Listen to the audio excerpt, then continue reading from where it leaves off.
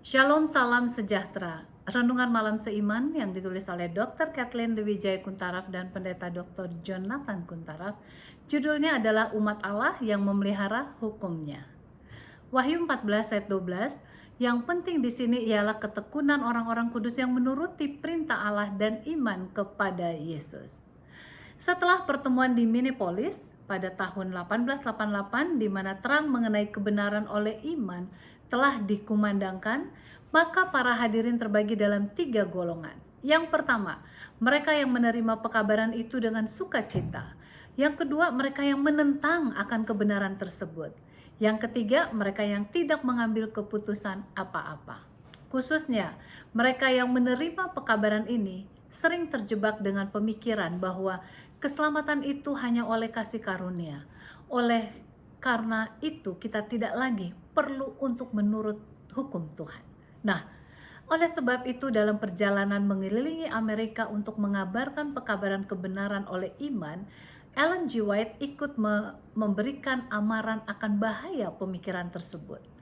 Sebagian dari khotbahnya di Lancaster Utara, Massachusetts pada tanggal 9 Januari 1889 berjudul Di Dalam Dia Ada Terang, telah diterbitkan dalam majalah Review and Herald, terbitan tanggal 26 Februari 1889. Isi khotbahnya adalah sebagai berikut. Segenap surga sedang melihat dengan sungguh-sungguh kepada mereka yang mengakui dirinya sebagai umat yang memelihara hukumnya. Inilah umat yang seharusnya dapat menuntut semua janji-janji Allah dan seharusnya dapat berjalan di dalam kemuliaan menuju kepada kemuliaan dan kekuatan menuju kepada kekuatan, serta seharusnya berada dalam posisi memancarkan kemuliaan Allah dalam pekerjaan yang mereka lakukan. Yesus telah berkata dalam Matius 5 ayat 16, biarlah terangmu bercahaya supaya mereka dapat melihat pekerjaanmu yang baik dan memuliakan Bapamu yang di sorga. Kita telah menerima berkat dari Allah, tetapi kita tidak boleh berhenti di sini. Justru kita harus mendapatkan lebih banyak lagi terang ilahi dari cahaya surga. Kita harus berdiri di mana kita dapat menerima terang itu dan memantulkannya dalam kemuliaan Allah sehingga dapat menerangi jalan orang lain. Tidak pernah ada suatu waktu di mana kita merasa lebih berani dan yakin dalam pelayanan kita daripada waktu sekarang ini. Banyak orang dunia kita ini yang tidak menerima, memelihara serta melakukan hukum Allah, namun mereka menuruti semua berkat-Nya. Mereka bersedia untuk menerima janji-janjinya tanpa mencamkan persyaratan yang menjadi dasar dari janji itu.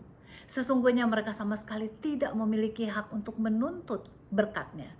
Tetapi mengapa mereka yang memelihara hukum-Nya tidak bergantung kepada janji yang telah diberikan kepada anak-anak Allah? Kita dapat melihat kebenaran Kristus dalam hukum. Pada salib Kalvari, kemurahan dan kebenaran bertemu. Kebenaran dan kedamaian bercium-ciuman. Inilah kesatuan yang harus ada dalam pelayanan kita. Kebenaran dan pembenaran harus diberikan melalui kasih Allah yang diwujudkan melalui Yesus. Betapa suatu kemurnian yang akan terlihat akibatnya. Sungguh suatu kebutuhan yang diperlukan untuk membersihkan setiap kekotoran moral kita. Lalu jika hal ini berakhir, maka kekerasan hati yang selama ini mengakibatkan orang-orang jauh dari terang itu. Namun setelah melihat kemuliaan, kemurahan dan simpati dari penebus itu, maka kekerasan hati itu akan mencair dalam jiwa mereka. Kiranya kehadiran Yesus dalam hidup kita menyebabkan kita ingin untuk memberikan diri kita dari berbagai dosa dan memberikan kekuatan untuk menghidupkan kehidupan yang selalu menurut akan kehendak Allah. Tuhan Yesus kiranya memberkati kita semua untuk menjadi orang-orang, anak-anak yang menurut akan firman-Nya.